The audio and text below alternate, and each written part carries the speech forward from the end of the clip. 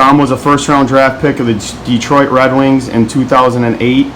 He has enjoyed an 11-year pro hockey career thus far. We're going to discuss Tom's lifestyle, training regimen, and sports philosophies today, so enjoy. All right, Tom, how did you get here, and how have you managed to make it this long in the pro circuit? I obviously owe a ton of it to my parents. They made a ton of sacrifices when I was younger just for me to be able to play hockey, and both financially and with their time to enable me to go to tournaments and play the games and just have the proper equipment to succeed. And after I was drafted, I think I've just had a good niche for myself as a pro. I've had a lot of teams that say that they want to have me and like having me around just because they think I can be a good example for players and just kind of help mentor younger guys now and sort of help teach them the best ways to be the best player they can be. Almost like a big brother type role in a sense. Exactly. I cannot see a better person than yourself taking on that role, dude. All right, so Tom, you are currently 29 years old. At what age did you shift your focus to nutrition, taking care of your body, and overall recovery and maintenance? I think a lot of that stuff I actually really didn't know anything about until I would say I was 21, 22. Before that I was like most kids, I kind of just ate what my parents ate, and I was able to go out and play and just kind of function from that. And by virtue of being drafted by the Red Wings and going to training camp, being around those types of players, I was able to kind of observe what they were eating. So I started talking to a nutritionalist and kind of started to find out and mold what ways work best for me as far as nutrition goes. And got a personal trainer in the summer that I started working with, who was associated with the team that I still train with. And he's really helped me throughout the summer take care of my body, build it in the proper way that I need to perform. So basically, when you first started playing hockey, you just kind of relied on determination and talent alone, and then as you kind of got going through the circuit, you realized about the science and the diet and how important that was to you being successful. Yeah, that's totally right. And I kind of realized in my first few years pro that just relying on raw ability to play the game and natural instincts wasn't enough to cut it. I realized that there's a totally different level that you had to reach, and those are the changes that I needed to make in order to reach that level. So the next question I have on here we kind of just touched on, but how much of your success do you attribute to your lifestyle, training, recovery, diet, etc.? Really that's all of it.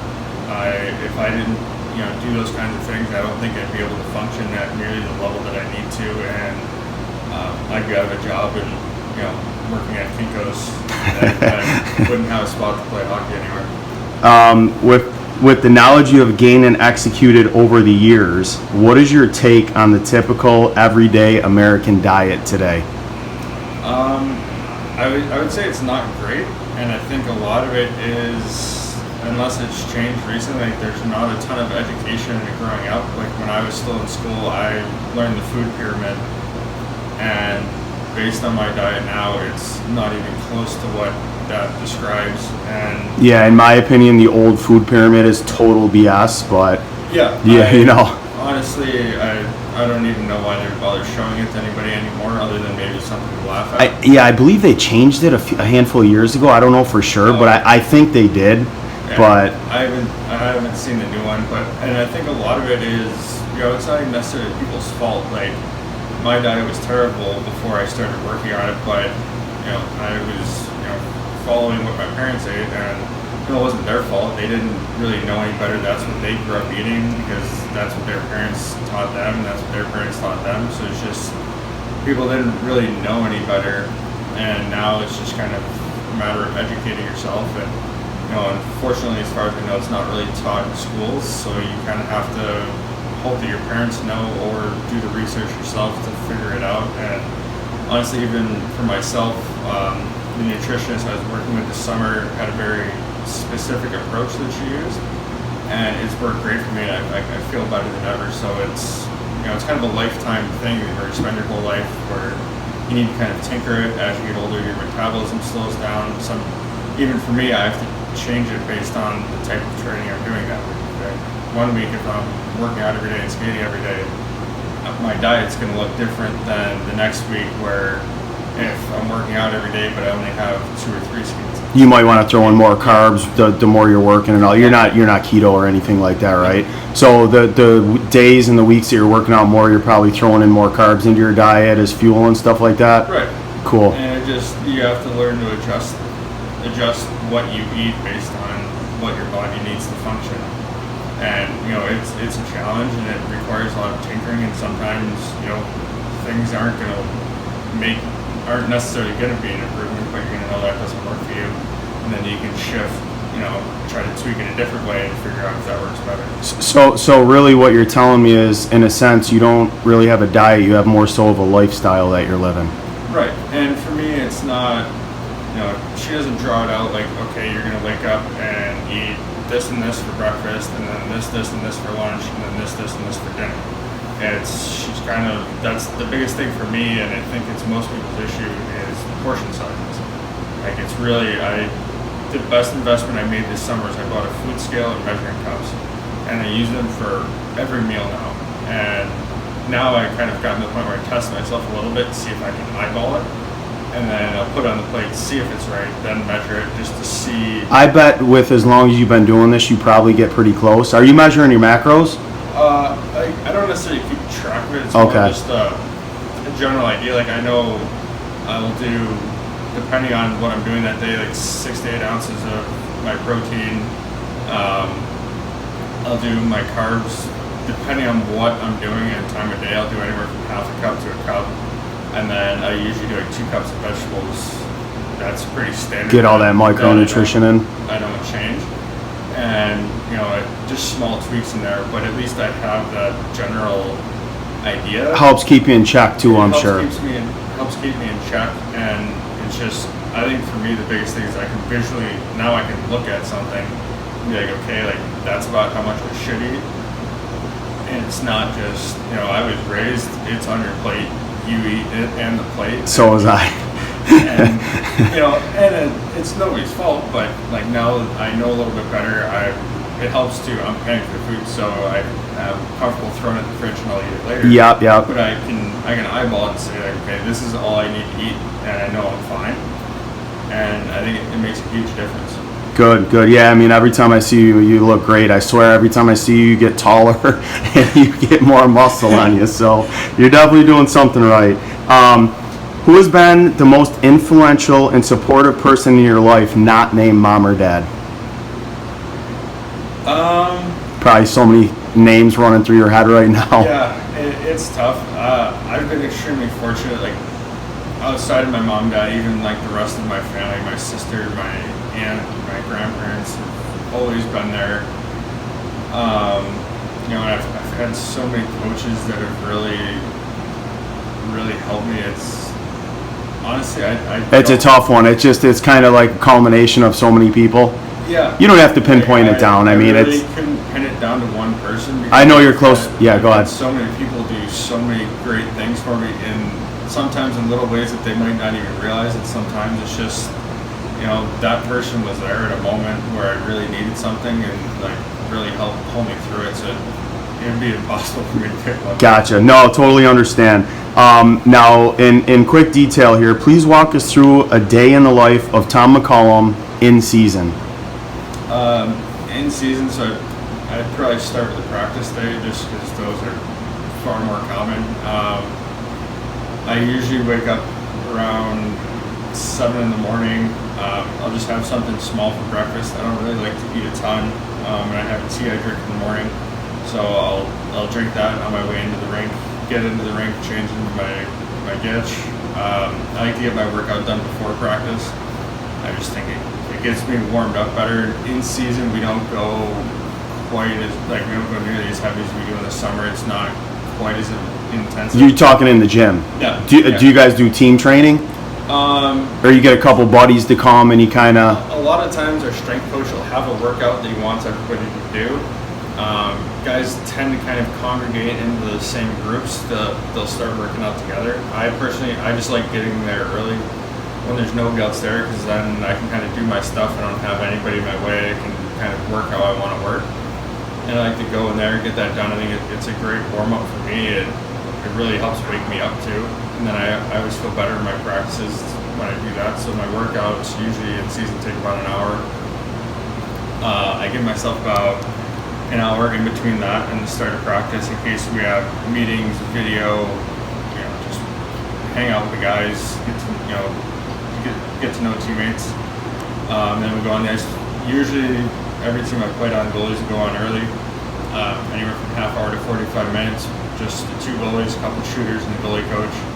Work on some skating, work on some goalie specific drills, just kind of fine tune things, or maybe just work on something we've been struggling with, just to get my game in top shape. And have practice, which can be, depending on the day of the week, anywhere from 45 minutes to an hour and a half.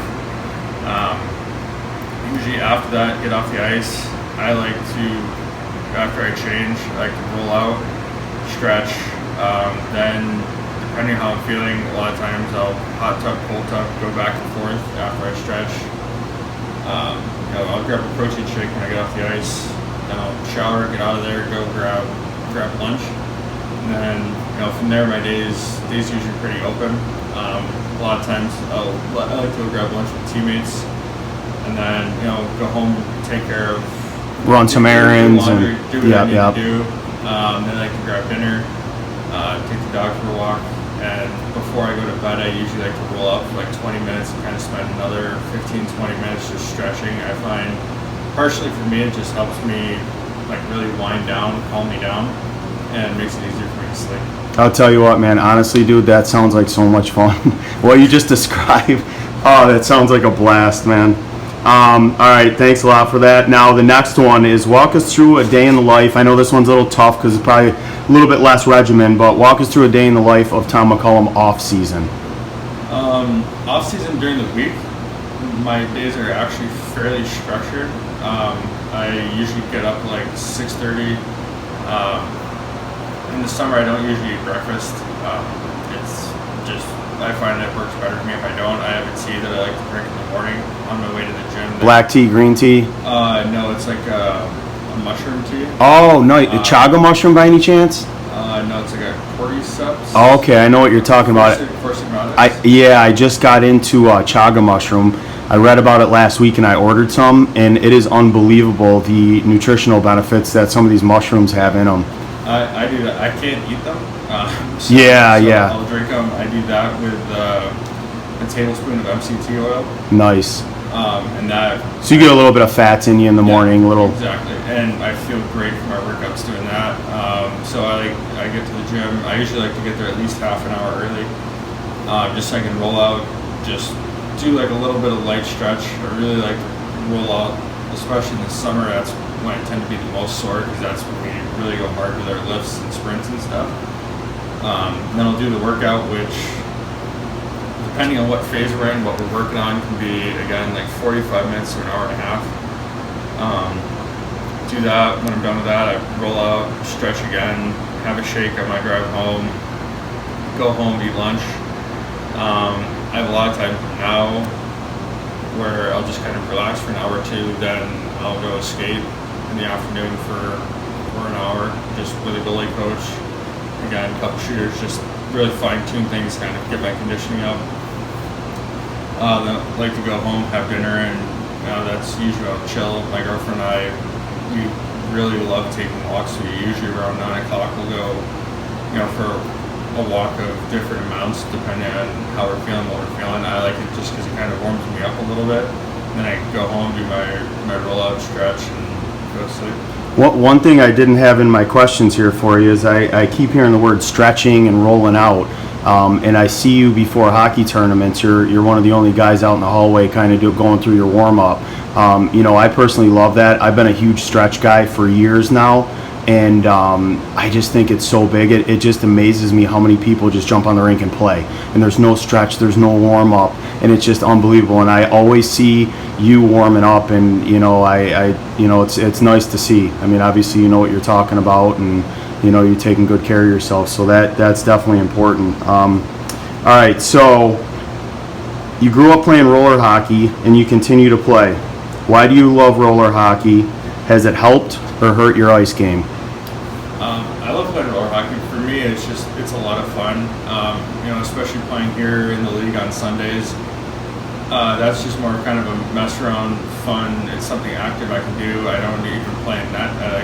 Just skate out. I understand, I'm not very good at it, but I have Hey, you're a good D-man out there, dude. And for me, it's another chance to work on something athletically, and sometimes it helps me just to see the game from a different perspective.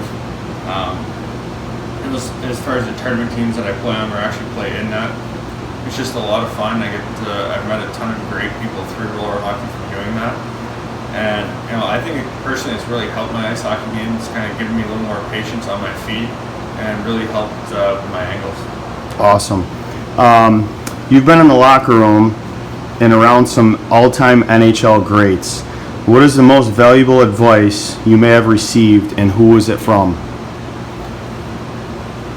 It's probably another tough one. You probably have so many names running through your head. Yeah. Maybe if it's not, maybe give us an example. Maybe it doesn't have to be the best advice. Give us maybe a good example of somebody that gave you some pretty valuable advice that has stuck with you over the years. One thing that actually stuck with me that was pretty funny was I was up with the Red Wings, and after practice, Pavel Datsyuk wanted to stay and do some shootout moves. So I didn't really have the option to say no, but I wasn't exactly looking forward to it. And he was trying a bunch of different things. He's like, we're playing 10, and we managed to get it to 9-9. And the 10th move, he did something I've never seen anybody even try. I can't even remember what he did. And he scored, and one of the guys kind of made fun of me. I just looked and was like, what do you want me to do? And he came over and he looked at me and goes, hey, situation doesn't matter, never lose. And I was like, well, that you can see it the way he plays like that. That really stuck with me, that even though, to him I was nobody, he's like, you should always expect to win. And that, I've kind of always had that mentality, but just to hear that come from him was really something that stuck with me. That's awesome, man. That's a fantastic story. All right, we're going to rip through some fun questions here. Who was your athlete idol growing up? Thomas McCollum. All right. Do you eat for taste or fuel? Now I've actually found a really good way to work in both. I've found the kind of right balance of things, so I really, outside of that mushroom tea, I really don't like the taste of, but other than that, everything I have, I've found a way to keep it healthy, but it still tastes good to you. Yeah. Favorite game day meal? Chicken and pasta. Hardest roller hockey shot you have ever faced? From who? Who's got the hardest bomb in the game of roller hockey? I would say probably Brendan Hawkins or possibly TJ Brennan. Okay. Hardest ice hockey shot you've ever faced? Chara? Okay. Best defenseman that has ever been in front of you? I think I got a feeling I know what you're going to say. That's easy for me because I played behind the best defenseman ever, would be Nick Lindstrom. Okay. What is the most famous phone number stored in your contacts? Off the top of my head that I could think of would probably be Chris Osgood. Okay, that's a good one, man. All right, so we're going to close out here. Tom, how important is your body and health to you in your career? Honestly, with what I do, my body and health is my career. If I don't have that, I don't have a career. So it's been a blessing for me because I've had to learn how to take care of it, because if I don't have a job. And it's fun for me, and that's the beauty of what I do, is it kind of allows it to be, I get to enjoy the challenge of it, and it's extra motivation because I have to do it, but it also allows me to kind of have fun doing it. I enjoy, my favorite part of the summer is going to the gym with the guys and working out in that group, because we all get on each other about who can do everything with more weight, who can do it faster, who can do it better. It's friendly competition that pushes you. And we all push each other, and even, if you can't show up for a day for whatever reason, the next day you show up, everybody's on it. Like, oh, just taking a 4-day weekend. Thanks for coming. Personal day. Really appreciate you showing up. So, just kind of that group accountability makes it really enjoyable, and that's what's made it a fun adventure for me. Awesome. All right, so Tom, we have a lot of youth hockey players that have the dream of one day being in a position that you are currently in. That is obviously being a professional hockey player. What is your advice to them on how to get there? I think the biggest thing is just remember that you're playing hockey and it's supposed to be fun. If it's not fun, don't do it. All the guys I've played with and against, they really generally love being at the rink every day. And I think the biggest thing now too for a lot of kids is just diversify what you're doing. Don't just play hockey. I grew up playing baseball, basketball, soccer, and do those different sports and work on your athletic ability in different ways that'll help make you better. And just like I said before, always remember to have fun. That's the most important part of the whole thing. Awesome. Now, Tom, are you a social media guy or not too much? Not at all. You don't have Instagram, any of that stuff? I was going to give you a plug here, but I kind of searched around. I didn't see you too much on there. All right, Tom, thanks so much for the interview, buddy. It's always inspiring talking to you. Always a class act, man. I'm super proud of you. Keep up the great work, bud. Thanks for having me. I appreciate it.